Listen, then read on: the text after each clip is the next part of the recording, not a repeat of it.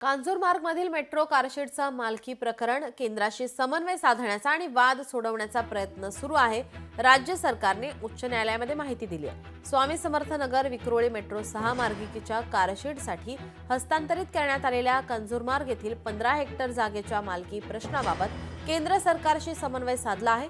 तसेच हा वाद सोडवण्याचा प्रयत्न केला जातोय असं राज्य सरकारतर्फे शुक्रवारी उच्च न्यायालयामध्ये सांगण्यात आलंय.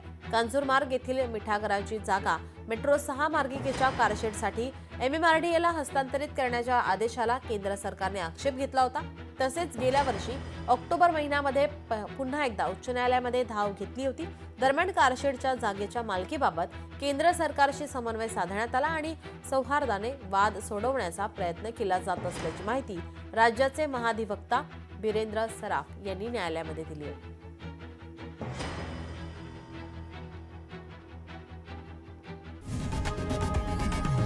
लोकशाही मराठी ऐका, पहा, जागरूक रहा.